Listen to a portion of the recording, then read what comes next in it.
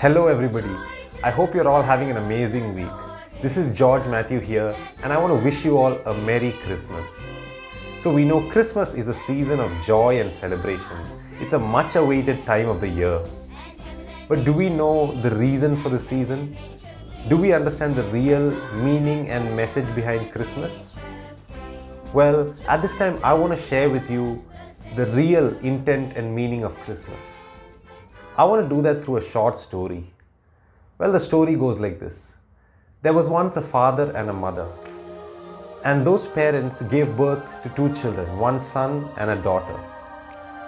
So they raised those children up, the son and the daughter, with love and care and affection. And they provided for them the food and shelter and protection and gave them everything that they needed and more than they needed. And they brought them up, and their intention was that those children, that son and daughter, would grow up to become like them, to become mature, to become loving, to become caring, to become wise, and that they would reflect the image of the parents, and that they would participate in the community life of the parents, that they would participate in the business of the parents, and they would become like them, and that they would have experienced an amazing family. That was the intent of the father and the mother when they created and brought the children up.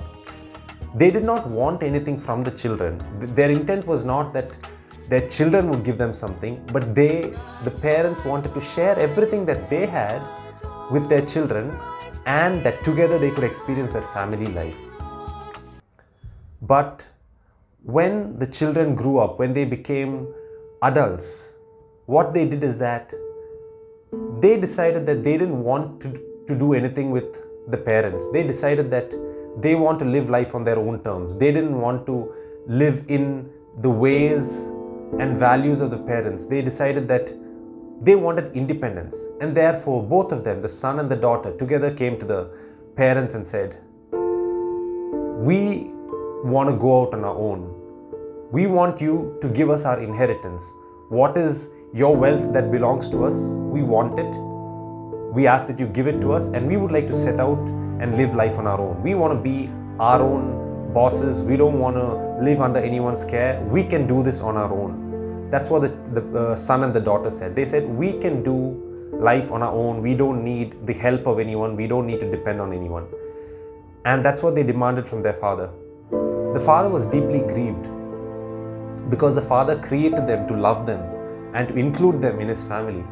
But the father was grieved, but still he did not stop them, because the father loved them too much that he would give them free will. The father decided that he was going to respect their free will and not stop them from doing what he wanted them to, from what they wanted to do. Because that's the heart behind love. Love always involves freedom. And so the father gave them what they asked. He gave them their inheritance and allowed them to go their way. So the son and the daughter went and lived in another country. But not soon after, they started to realize that they could not live on their own. They were not as great and as strong and as wise as they thought. They needed the love and support and affection of their parents. They started to mess up in life. They started to do all sorts of wrong things. They started to lose their wealth and property, and they started to realize that they were becoming poorer, not only financially but mentally, emotionally and physically. And so they decided that they are not going to go back to their parents, because they had done something grievously wrong. They had done something so wrong against their parents. They had rebelled against their parents, and they had set away on their own, and they decided that they're never going to go back. They decided that they're going to suffer and rot on their own because their father would not accept them. That's what they thought. And so they were living in a terrible state of pain, of misery, of suffering, of sickness. It was a terrible state. We can describe that as a state of death. Because all these things, let's say depression, suicide, fear, anxiety, all these things come under one bucket of, reality called death. And that's what they were experiencing, because they realized they could not live without their father. And if they lived without their father, they would malfunction and they could never live life to the fullest, the way they were created to live. And hence they were living in that realm of death, that son and the daughter, thinking that their father is never going to accept them. But you know what the father did? The father said, I love my children so much. I love them too much to let them suffer on their own. Even if they don't want me, even if they're not going to come back, I'm going to go look for them. I'm going to go find them and save them and bring them back into my house. Because the children were living as orphans. They had a family. They had a father and a mother.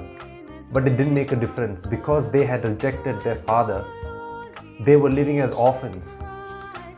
But the father said, I'm not going to let them live as orphans. Because that's not why I created them. When I created them, when I gave birth to them, I had a purpose for them. I wanted to love them. I wanted them to receive my love and participate in my family. I wanted to share my love and my life with them.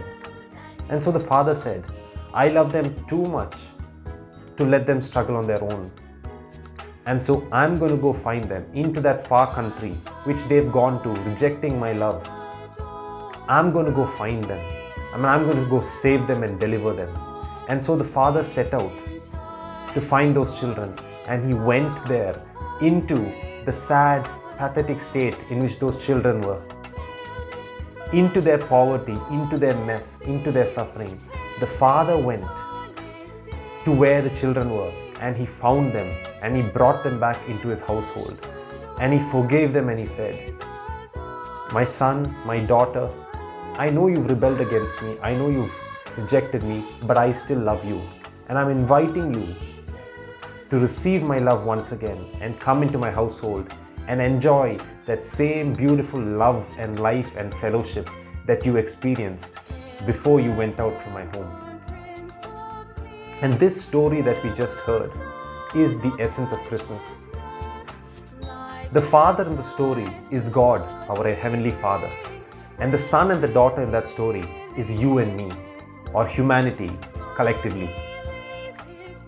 So the essence of Christmas is that God, our Heavenly Father, created us human beings for a purpose. He created us to love us, to share His love and life with us, and so that we may participate in that love and life and become like Him and reflect His image on this earth. But we human beings rejected God. We rejected our Father and His love. We chose to do life independently. We decided that we did not want anybody telling us what to do. We did not want anybody's love. We decided that we can do things on our own. We don't need anybody's help. That's what we human beings decided. And as a result, humanity stepped into all the sorts of negativity that we see in the world today. That is why the world is in such a bad state, with poverty, misery, suffering, fear, anger, murder, abuse, and whatnot. All these evils in this world today is a result of us humanity deciding to be selfish and deciding to be self-centered and deciding to do things on our own, even if they were not right. But the reason for Christmas is that, or the reason we celebrate Christmas is that God our Father, He stepped down into our darkness. Even though we didn't want Him, we were just in our own mess on this world. But God said, I will step down into their darkness and I will become a human like one of them. Though I am fully God, I will step down and take on humanity and be like one of them. I will go through the suffering and the pain that they go through, and I will deliver them and redeem them back into my family.